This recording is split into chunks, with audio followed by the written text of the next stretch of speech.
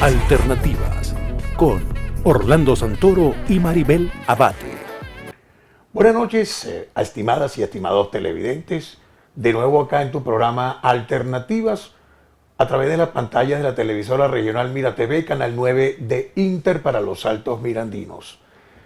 El país atraviesa un escenario político interesante, un nuevo escenario político en demasía, persistente, interesante, y que ha llamado la atención en esta oportunidad como un hecho novedoso de no solamente la opinión internacional, sino la intervención de cualquier manera formal dentro del campo del derecho formal internacional. Estábamos pensando hacer un programa obviamente objetivo, es decir, informar a nuestros televidentes de cuál es el sensato y sincero escenario político venezolano en pleno enero del 2019. Para eso tenemos acá a un profesor de la Universidad Metropolitana en Caracas, politólogo, que lo tenemos una vez al año, y estábamos esperando precisamente el momento de que de verdad ocupara un tiempo importante dentro de sus ocupaciones, que son muchísimas, para dar una razón equilibrada, veraz, objetiva de nuestra puerta política en Venezuela.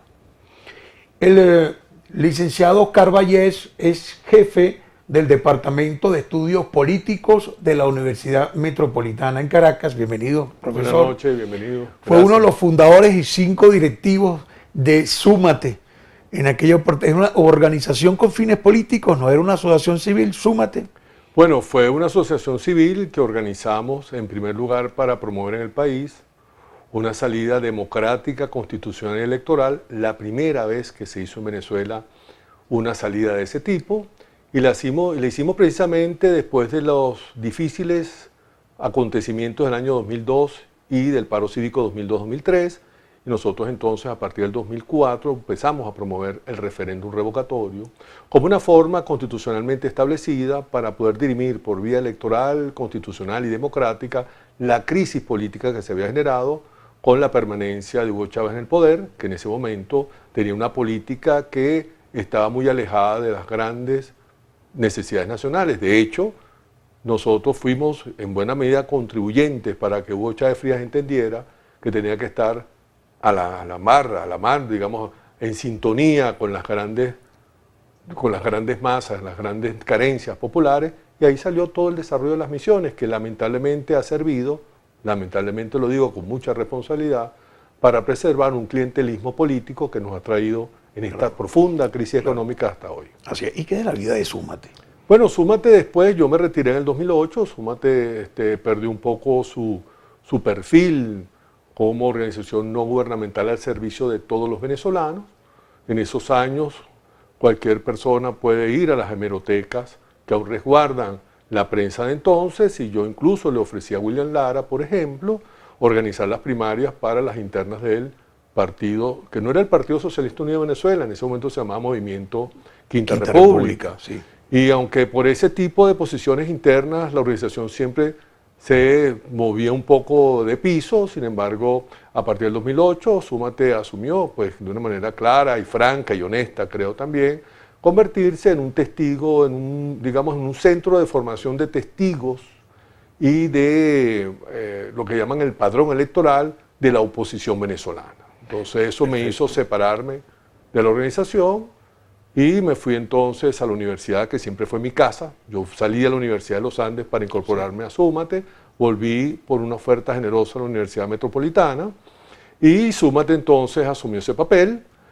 Su fundador, que fue Alejandro Plas, que fue, digamos, el gran ideólogo de todo esto, se fue para Voluntad Popular. María Corina fundó 20 Venezuela, y Oscar Vallés se fue muy feliz a la Universidad Metropolitana, donde me encuentro entonces. No, y te tienen un aprecio en demasía.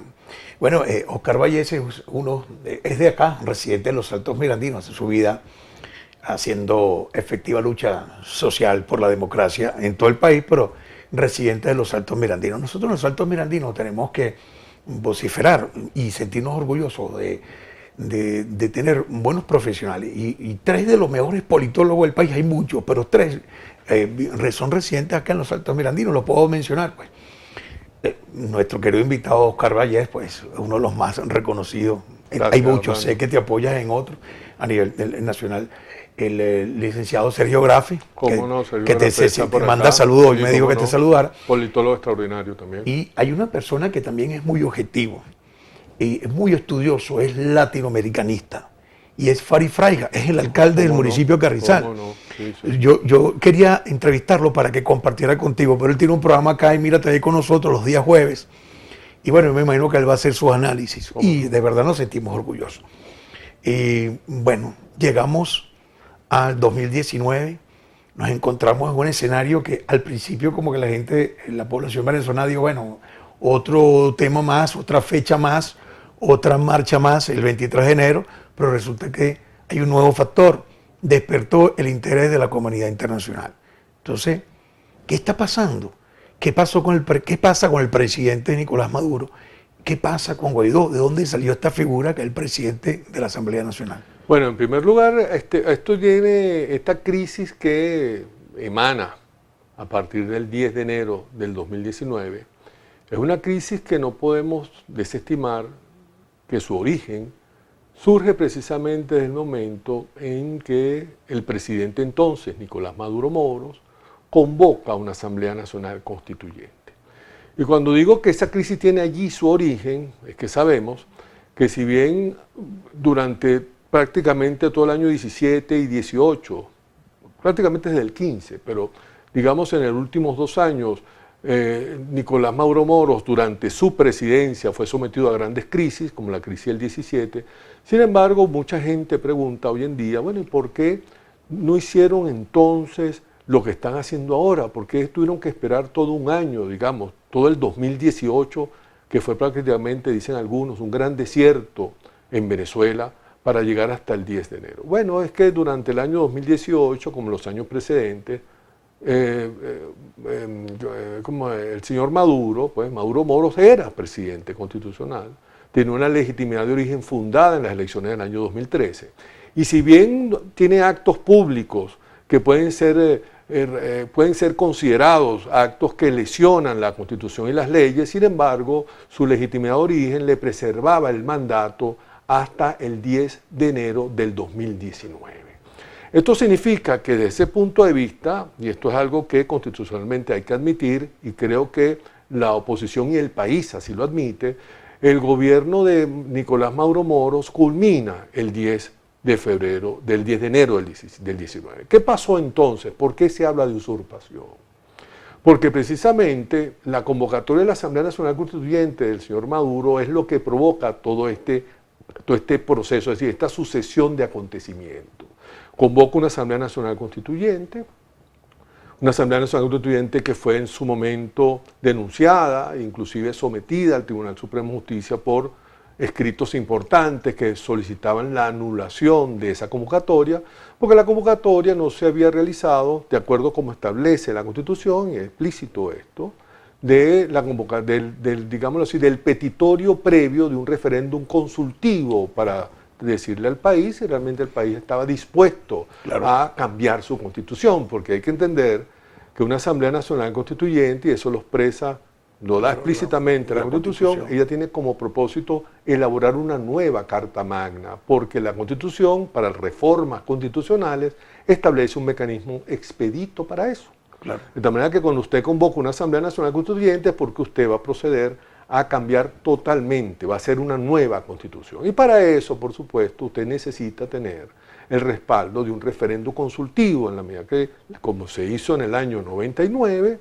la gente puede expresar efectivamente si quiere una nueva Constitución. Bueno, no se hizo de esa manera, pero además que no se hizo de esa forma, las bases comiciales que hicieron posible la convocatoria, es decir, sobre las cuales se eligió la que entonces se denominó IRRITA por sectores de la oposición de la Asamblea Nacional Constituyente, son unas bases comiciales que efectivamente rompen el principio republicano de la igualdad política.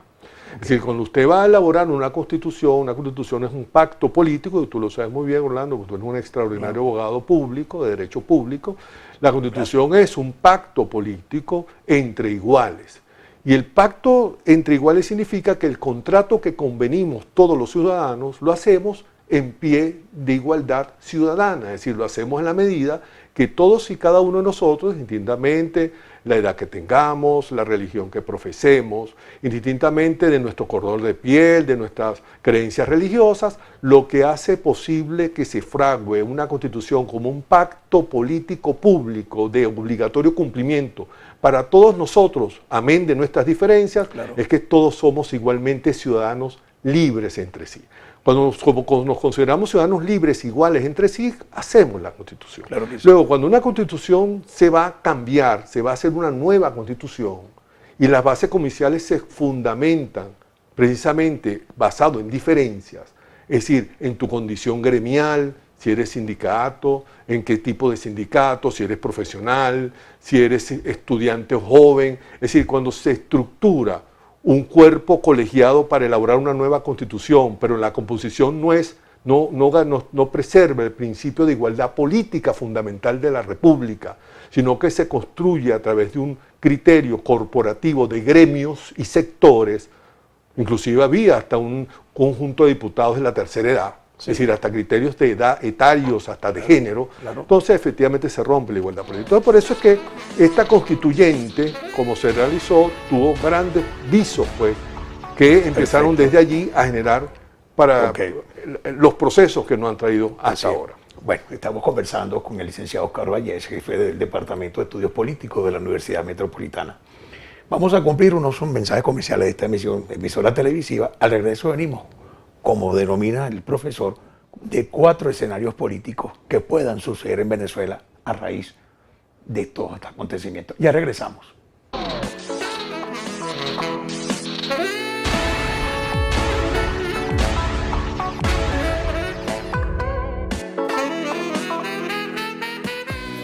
Estamos de vuelta en tu espacio de alternativas. Hoy se lo dedicamos al escenario político actual. Tenemos presencia del licenciado Oscar Vallés, jefe del Departamento de Estudios Políticos de la Universidad Metropolitana de Caracas. También fue cofundador, miembro de la Junta Directiva de Súmate. Vamos a recordar que estamos completamente en vivo y puedes interactuar con nosotros a través del 0414-272-5476 vía texto. Aquí está, apúntelo.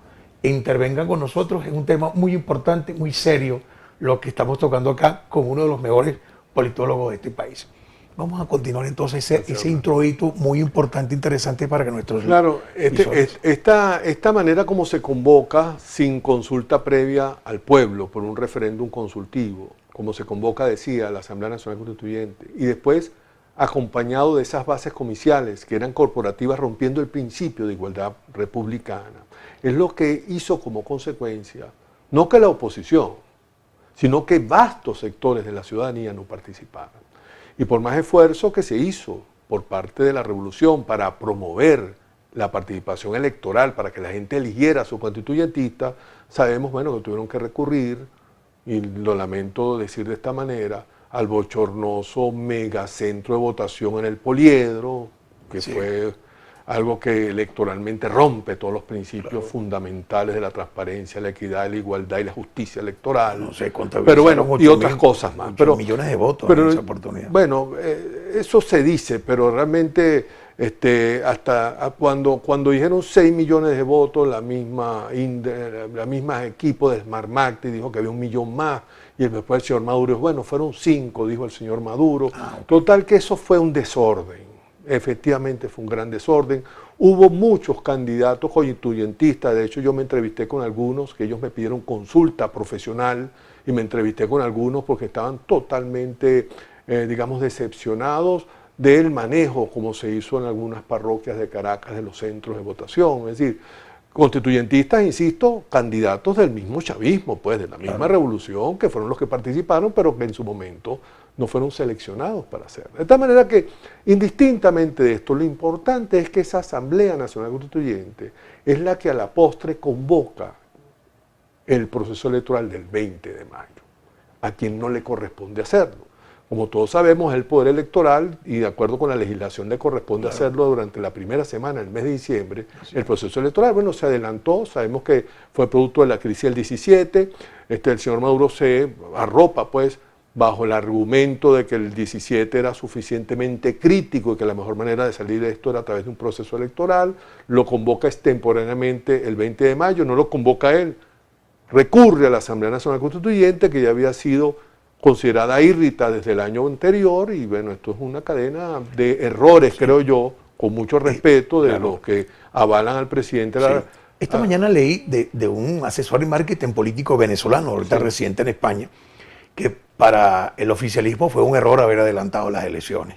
Y estas son las consecuencias de ese error. Es que ese es el problema. Yo creo que el problema es que cuando se adelantan el 20 de mayo, y además lo hace a través de la Asamblea Nacional Constituyente, que insisto con esto, una asamblea que no solamente no fue reconocida por la ciudadanía en su momento, sino que lo más curioso es que desde entonces ninguno de los países, todos los países que hoy han hecho, digámoslo así, han hecho línea común para no reconocer a Maduro en este nuevo periodo constitucional, son exactamente los mismos países que en su momento no reconocieron a la Asamblea Nacional Constituyente. La Asamblea Nacional Constituyente no fue reconocida por España, no fue reconocida por Francia, por Alemania, por Australia, no fue reconocida por Japón.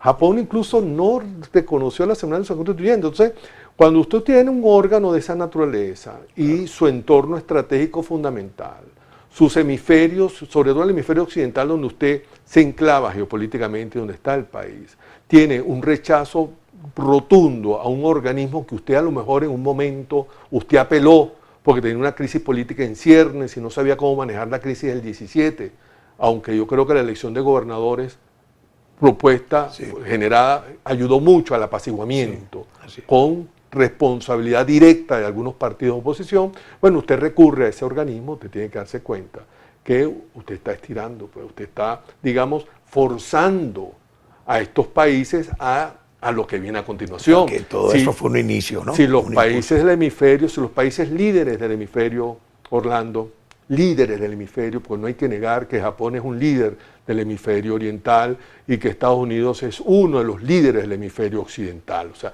no es un tema solamente de imperialismo. Hay países que están totalmente alineados, no tienen absolutamente nada que ver con el imperialismo norteamericano, que rechazan al señor Maduro. Eso es importante entonces establecerlo, porque se ataca de que es Estados Unidos y los aliados de Norteamérica que llevan a este desconocimiento. Hay países no alineados. Sí, como es que por supuesto. ¿Quién puede decir que Alemania, Japón, por ejemplo, Alemania? Pues. Alemania es un país que no está alineado con Estados Unidos, tiene intereses comunes como todos los intereses que tiene, como puede tener intereses comunes en este momento China y Rusia en Venezuela. Pero ¿quién va a decir que está alineado? ¿Rusia está alineado con China o China con Rusia? Es una falta de respeto decirlo de esa manera, incluso diplomáticamente. Lo que hay que entender aquí es que es normal, en circunstancias tan difíciles como esta, que la revolución asuma una polémica polarizante con Estados Unidos, porque el problema que tiene la revolución no solo es con Estados Unidos. El problema más grande que tiene la revolución es que tiene un rechazo enorme en el país por una política económica, social, por el desmantelamiento que han hecho de algunas instalaciones, algunos problemas que han tenido en el manejo de la gestión pública, que ha generado un nivel importante de rechazo en la población. Así es. Entonces, ahora, podemos ese mencionar creo que es el marco general sobre lo cual se monta el problema de fondo. Aunque el señor Guaidó, y lo digo con mucha responsabilidad, después de ser electo el 5 de enero como presidente de la Asamblea Nacional, hubiese reconocido, hubiese asistido al acto de proclamación del señor Maduro que realizó en el TSJ, estos gobiernos y estos países no iban a reconocer a Maduro igualmente, y le aseguro que no hemos estado en una situación dramática tan difícil como la que estamos ahora. Perfecto. Eso es lo que hay que evaluar. Ahora, podemos nosotros, en el caso suyo, que sus palabras son prácticamente una doctrina internacional, todo el mundo está visualizando sus opiniones. Gracias. Y puedo preguntarte lo siguiente, o sea, ¿podemos decir que Nicolás Maduro usurpa un cargo de presidente abiertamente?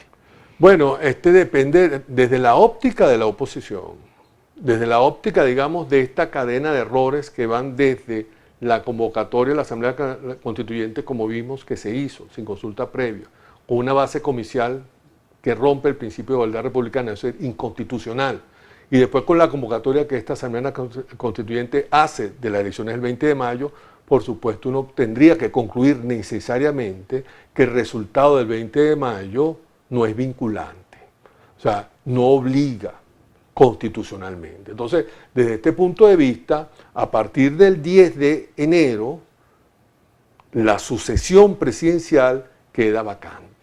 Claro. Y ese es el gran problema, porque una república, digamos, desde el punto de vista republicano, el poder público no puede quedar vacío en ningún momento. Por eso es que Guaidó no asume la presidencia interina, como se dice, que también es un gravísimo error llamarlo así.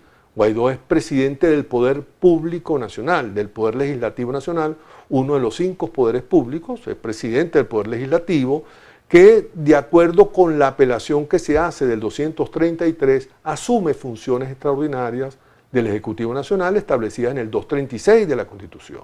Sí. Pero él, de acuerdo, desde el punto de vista que estamos evaluando, el presidente de la Asamblea Nacional, ipso iure, es decir, por mandato del derecho y de la ley, quiera o no quiera el presidente, ipso iure, él asume directamente esas atribuciones al declararse la usurpación del cargo, que la usurpación está contemplada, creo que es en el 137 de la Constitución que está contemplada, no recuerdo muy bien el artículo, pero está contemplado también, o es el 137 o el 133 de la Constitución, donde está contemplado, creo que es el 133. Pero lo interesante es que, entiéndase bien, porque a veces yo observo algunos voceros muy calificados del gobierno, y cuando digo del gobierno que ejerce el señor Maduro, veo voceros muy calificados de la revolución que citan textualmente, como hizo el señor Arriaza en el Consejo de Seguridad de las Naciones Unidas, cita textualmente el artículo 233 y señala que ahí no hay ninguna causal, ninguna de las causales que se establece en el 233 para que el presidente asuma de la Asamblea Nacional, asuma funciones. Ha incurrido el señor Maduro. El señor Maduro no ha abandonado el poder, el señor Maduro no ha desaparecido físicamente por enfermedad o muerte, ni tampoco el señor Maduro, dice allí, el señor Maduro ha sido investigado y sancionado penalmente. Claro, esa es la sección de los otros 4 poderes de los poderes públicos nacionales. Sí, pero lo que hay que distinguir aquí, es que esa apelación al 233 que realiza la oposición, lo hace no porque el señor Maduro haya incurrido en alguna de las causales del 233, sino que, como toda norma constitucional no puede prever todos los casos posibles, estas circunstancias extraordinarísimas que surgieron en el país a partir de esta cadena de errores de la convocatoria de la Asamblea Nacional Constituyente hasta las elecciones del 20 de mayo, es lo que ha hecho precisamente que, en vista de que la sucesión presidencial no se puede interrumpir, el artículo 233 es el único artículo de la Constitución que establece no solamente estas 3 causales, sino que es el único que uno puede apelar al preguntar de suceder algún elemento extraordinario no previsto en la Constitución que interrumpa la sucesión presidencial, ¿a quién designamos? Bueno, el 233 establece que el único que puede ocupar el cargo, que puede asumir las funciones o que se puede encargar de las funciones que atribuye el 236 al presidente del Poder Ejecutivo, es precisamente el presidente de la Asamblea Nacional. Claro, estoy analizando que autonombrarse, es decir, presidente interino es un error. Eso es ocupar son las funciones, ¿verdad?, del Ejecutivo, ante considerar una ausencia, ¿verdad?, un vacío ahí en el poder por estas situaciones históricas. Claro, abiertamente, ambos bandos, el gobierno del presidente Maduro y la ocupación, o el encargamiento del presidente de la Asamblea Nacional, Guaidó, ambos se llaman usurpadores, ¿verdad? El detalle está en el orden interno, que 4 poderes atentan contra un poder, 4 poderes apoyan abiertamente al presidente Maduro, lo han hecho saber oficial e internacionalmente, claro. Y la Asamblea Nacional tiene el apoyo de grandes poderes internacionales. Obviamente hay una gran contención, se está creando una gran confusión en la ciudadanía venezolana, ¿verdad? Porque ahora tenemos fiscales generales, tenemos Tribunal Supremo de Justicia, el poder moral, el poder legislativo, el poder ejecutivo, pero esto es que tenemos entonces cargos interinos por todas partes. Tenemos Tribunal Supremo de Justicia en el exilio, tenemos una fiscal general de República en el exilio, ahora tenemos también un presidente interino, así por lo menos lo llaman internacionalmente. Aquí estamos haciendo, mis queridas y mis queridos televidentes, un estudio objetivo de un profesional calificado y objetivo del escenario político venezolano. Bueno, precisamente esta irrupción y esta dislocación que ha atomizado los poderes en Venezuela es precisamente lo que nos ha traído a esta lamentable situación en el país, donde efectivamente no tenemos certeza de lo que puede suceder en los próximos, no digo 30 días, en las próximas 2 semanas. O sea, la gran angustia que siente cualquier padre de familia, cualquier madre de familia, es precisamente saber que no tiene referencias ni coordenadas de fondo que le permita prever un futuro posible y sobre todo certero. Sobre este asunto vale la pena detenernos. Ok, entonces vamos a conversar sobre ese asunto luego de estos mensajes comerciales de esta emisora televisiva. Ya regresamos con más alternativas.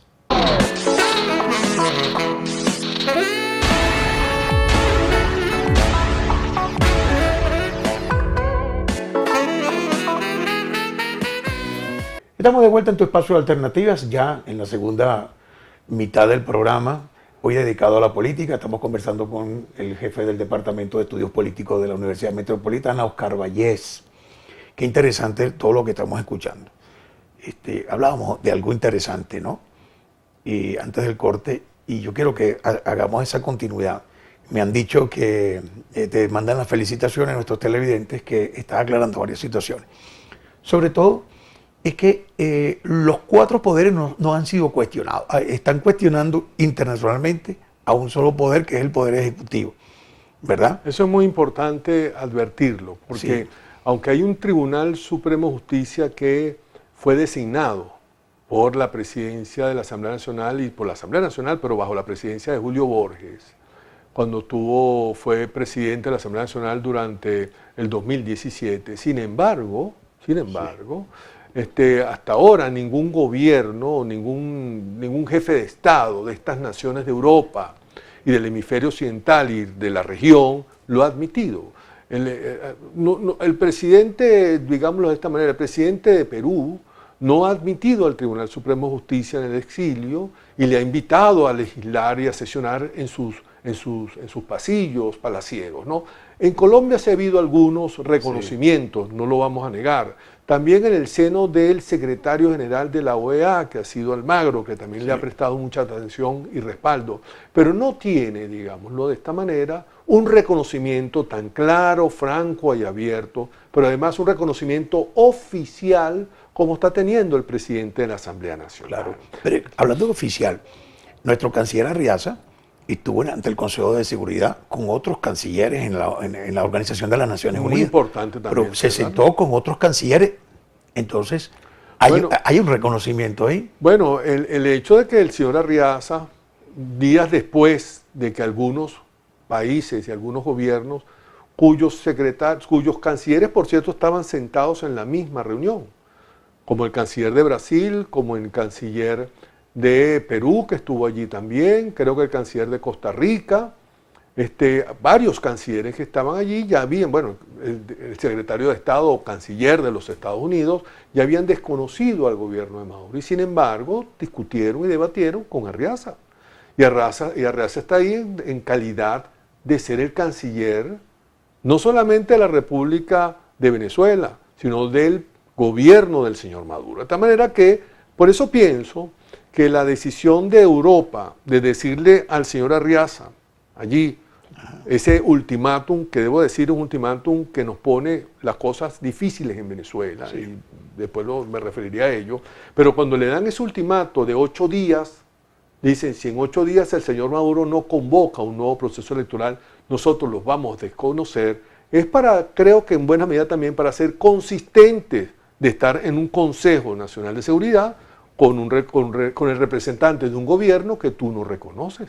De tal manera que eso es algo que hay que evaluar, pero lo que sí es cierto es que este esquema de juego en Venezuela, este esquema, digo no de juego porque sea un juego, este esquema de relaciones que se están configurando en el país, expresan sencillamente que de los escenarios, de los desarrollos de este escenario que se puede prever, creo que el escenario donde haya algún tipo de confluencia que haga posible salvar esta profunda crisis republicana, y cuando digo republicana, porque nos remite al ejercicio genuino y legítimo del poder en Venezuela, creo que es lo que más nos conviene a todos.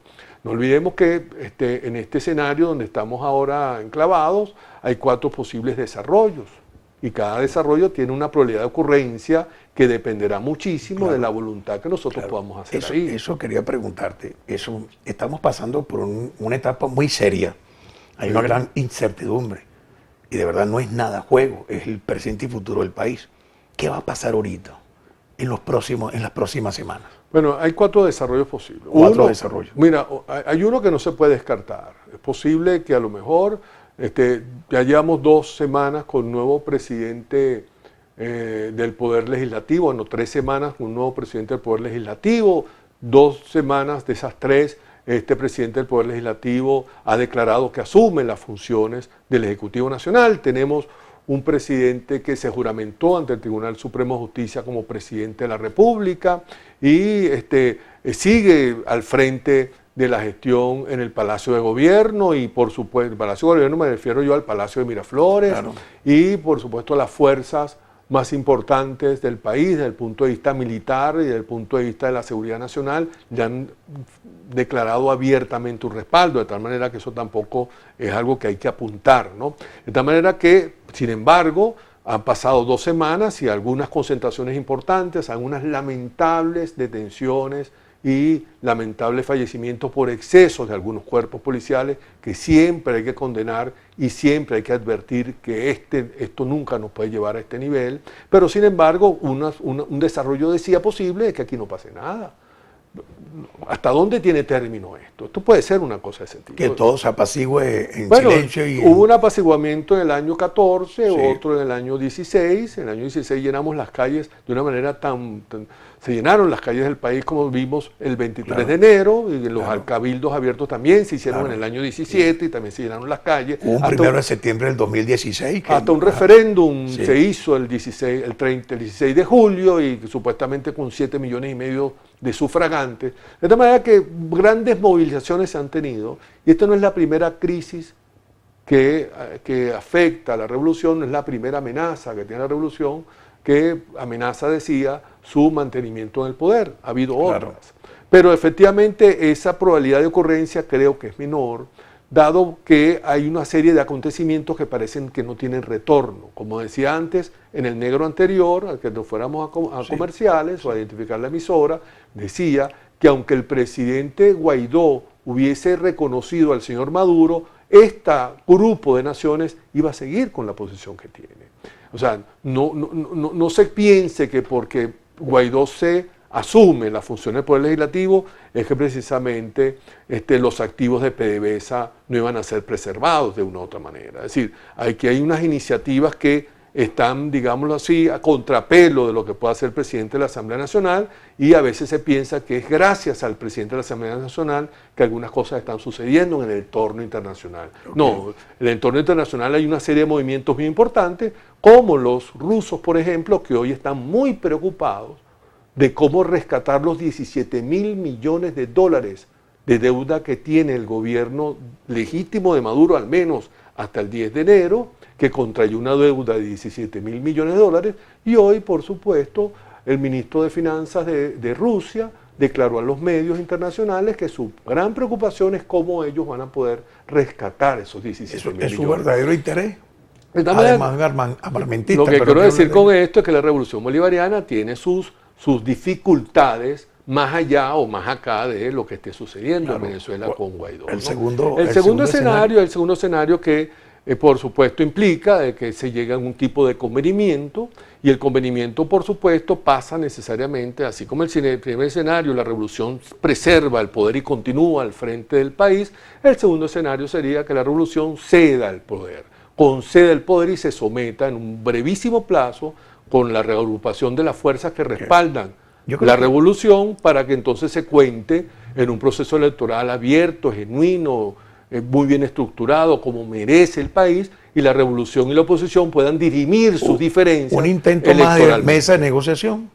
Yo pienso que ni siquiera pasa por una mesa de negociación, pasa necesariamente Sí. por el retiro del respaldo que hasta ahora tiene el señor Maduro, pasaría por un reacomodo de las fuerzas internas, por una reinstitucionalización de los poderes públicos, donde los poderes públicos afectos a la revolución entiendan que efectivamente es mucho más costoso el escenario 3 y 4 Claro. en vista del no retorno del 1. Lo que hay que entender es que el 1 prácticamente va a ser muy difícil retornarlo. Cuando digo retornarlo, va a ser muy difícil que aquí las cosas sean como en el año 17.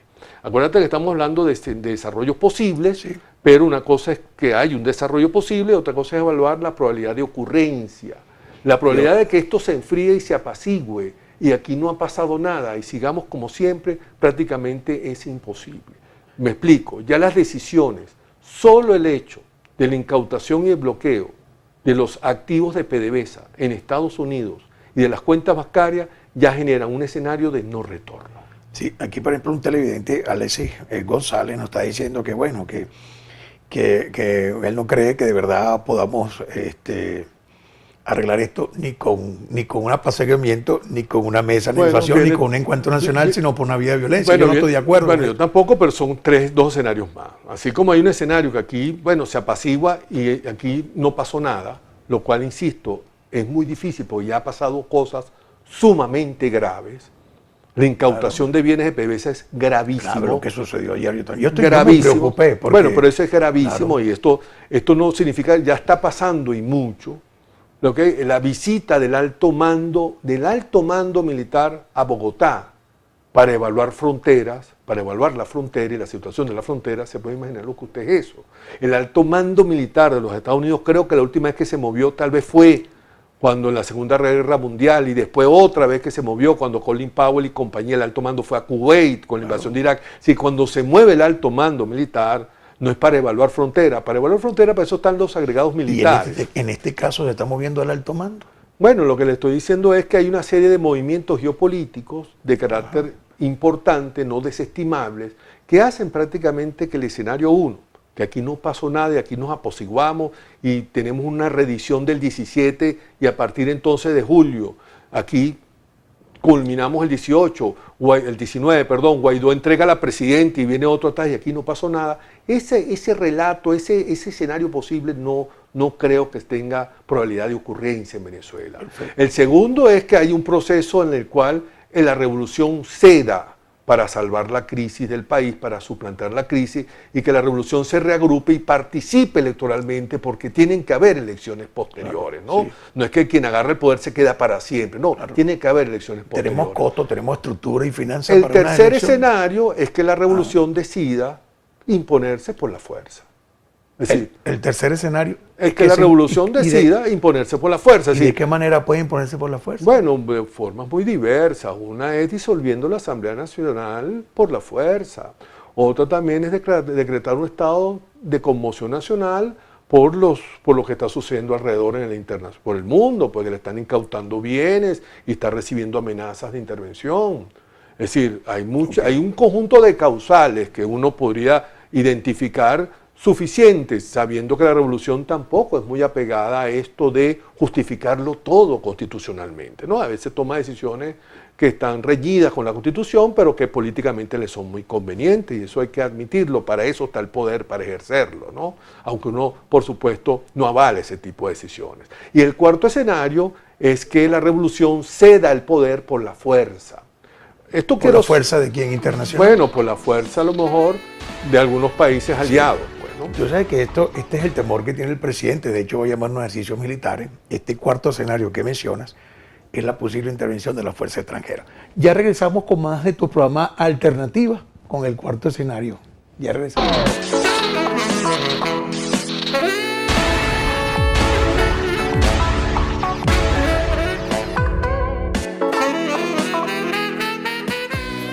Continuamos con la última parte de tu espacio Alternativas. Hoy estamos conversando con el jefe del Departamento de Estudios Políticos de la Universidad Metropolitana, el politólogo Oscar Vallés.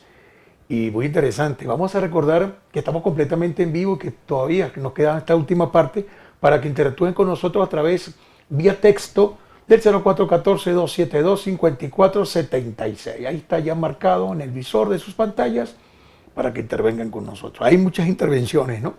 Y estas preguntas que yo le vengo haciendo a nuestros invitados vienen fundamentalmente de la intervención de ustedes, queridos amigos televidentes. Y nos has explicado en esta segunda mitad del programa qué puede pasar ahorita. Nos hablaste que hay 4 escenarios. El primer escenario es que sencillamente no suceda nada, como pasó en el 17, como pasó en el 16. Como pasó en el 14. Bueno, en el 14, pasaron cosas. Como pasó en el 2002. Pero no sé por qué nos mencionaron. Pero digamos que la revolución mantuvo el poder y la oposición, por supuesto, se apaciguó. Exacto, claro. ¿No? El escenario 2 creo que es el escenario que se está trabajando ahora. Sí. Que es el escenario en el cual se presume una transición política hacia un nuevo proceso electoral. Okay. Fíjense que en la agenda de la Asamblea Nacional hoy el punto 3 era hablar sobre las elecciones, ¿no? Es un partido también en Venezuela muy importante por su vocera, más que por otra cosa, que es 20 Venezuela, y por María Corina Machado, que señaló también la importancia de designar rectores nuevos al CNE. Es decir, lo que debe entender la revolución en este momento debe estar evaluando. Sí. Que o se pliega al escenario 2, que es donde está toda la comunidad internacional promoviendo además el escenario 2, que es el escenario que han definido de un gobierno de transición que administre, digámoslo así, la crisis, mientras las fuerzas políticas, la revolución y la oposición se cuenten a futuro en un proceso electoral. No es que la revolución desaparece, no, se cuenta en un futuro electoral. Y después, por supuesto, está el escenario 3, que es un escenario costosísimo también, además. Bueno, un escenario en el cual la revolución se puede imponer por la fuerza, desatando todos aquellos pivotes internos que sostienen la posibilidad del escenario 2, que es ceder por las buenas, pero por supuesto la revolución también sabe que de empezar a trabajar para imponer el escenario 3, porque tiene que hacer una serie de cosas para que el escenario 3 se establezca, es mantenerse por su método. Cultiva, establece causales para que se dé el escenario 4. Por eso es que el escenario 4, que es una intervención extranjera, es decir, que se imponga, que la revolución no pueda preservar el poder por la fuerza y tenga que cederlo por una fuerza externa, porque la oposición no tiene fuerza interna para eso. Tiene mucho respaldo popular. Tiene poder político, pero no tiene poder militar para que pueda obligarla a ceder. Es el escenario más crítico de la revolución y para todo el país.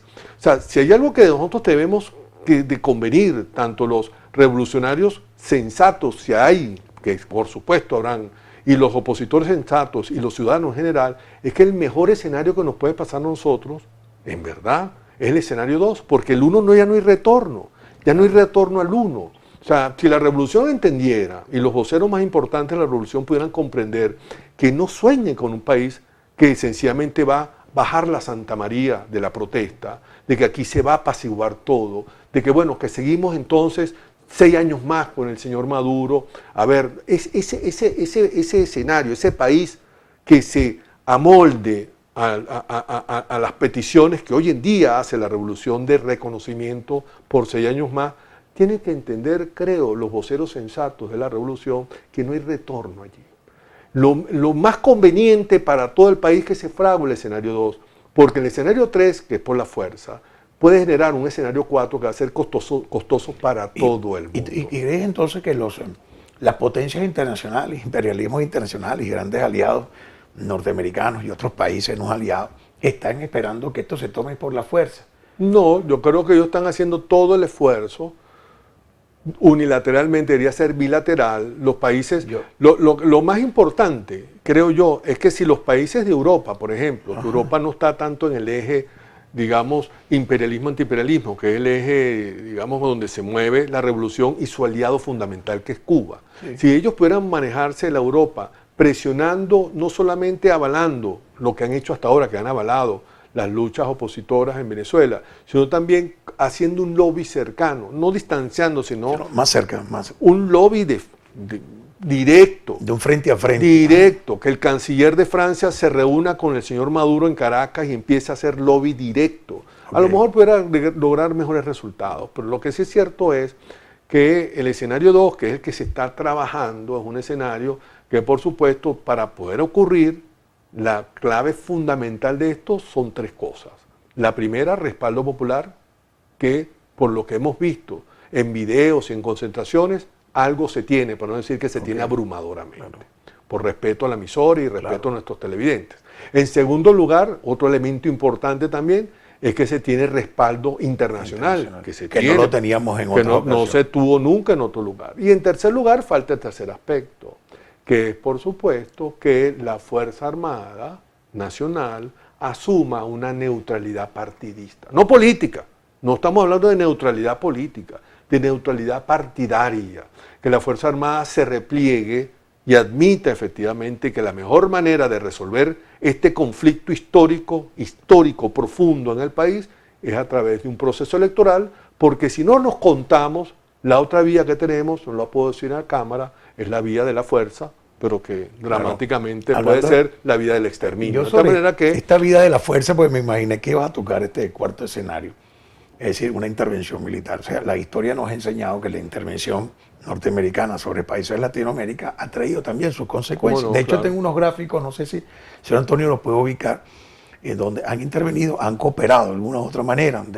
Hay países que han aceptado esta intervención, pero han dejado bases militares. Hay un tipo de interés. Obviamente también tenemos un interés en petróleo, en oro y en otros minerales importantes. Debe haber interés, también interés humanitario. Ahora, ¿qué sucede con China? ¿Qué sucede con Rusia? ¿Qué sucede con estos presidentes? En este momento, ¿qué está sucediendo sobre ese posible escenario? Yo creo que hasta ahora lo que se está fraguando es una amenaza alrededor de, una amenaza del uso de la fuerza, pero no se está organizando el uso de la fuerza. Hay que entender, que las intervenciones humanitarias es una intervención militar por razones humanitarias. Eso es lo que se decide. O sea, la intervención humanitaria, traer barcos llenos de comida y llenos de medicina, eso no es intervención humanitaria. Eso se entiende como ayuda humanitaria. No es intervención. Hay una diferencia entre intervención militar, intervención humanitaria y ayuda humanitaria. Cuando se dice intervención es por vía militar. Siempre por vía militar, Sí, claro. Lo que pasa es que la intervención tiene causales, ¿verdad?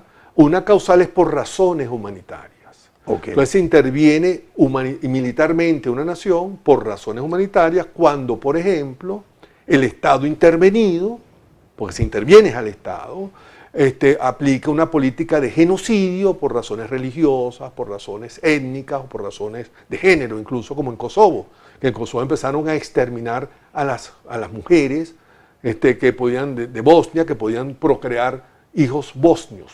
De tal manera que cuando hay ese tipo de genocidio de esa magnitud masiva, se hacen intervenciones militares. O como sucedió en Sierra Leona, en Timor Oriental. Es decir, la experiencia de las intervenciones militares por razones humanitarias que se han dado en los últimos 50 años, al menos según, y me perdona que cite un autor, según Michael Walzer, que es un gran especialista en la materia y que le debo mucho de entendimiento en estas cosas, se ha realizado solamente por prácticas de genocidio.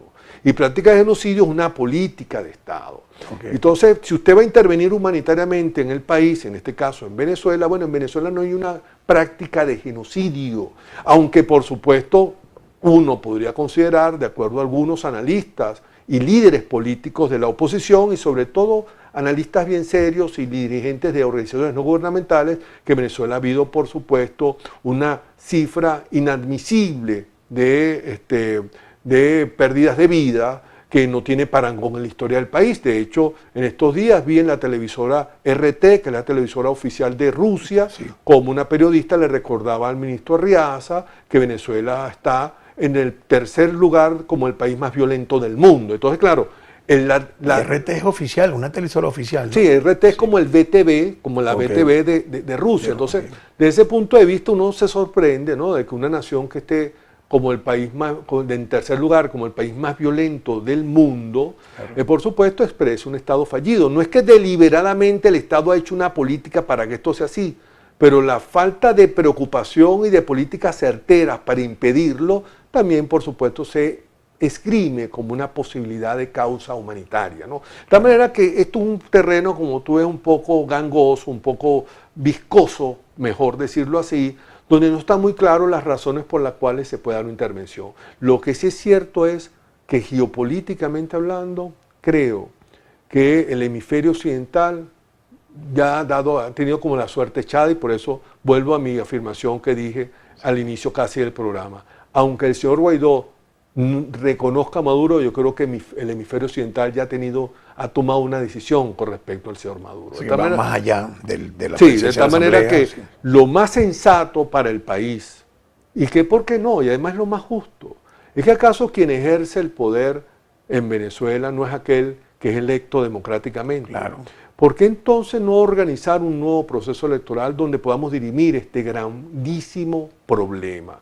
No se puede aferrarse al poder sencillamente porque en una oportunidad fui electo. Bueno, pero fuiste electo con partidos proscritos, con candidatos, con líderes políticos inhabilitados, a través de una organización electoral, digamos, cuestionable. Es decir, ¿por qué no hacerlo de una manera digna y justa Y en todo como merece caso, el país? en todo caso, unas elecciones justas, democráticas, abiertas, claras, el presidente Maduro contra quien estuviese enfrentándose en la presidencia. Bueno, ayer vimos una rueda de prensa de Primero Justicia donde señalaba que de darse un proceso electoral, por supuesto con las condiciones, lo que llamamos elecciones libres, con las condiciones que garantizan y preservan la preferencia electoral del elector y la soberanía del voto, tenía que contar con un candidato unitario de la oposición, lo cual yo creo que es un gravísimo error.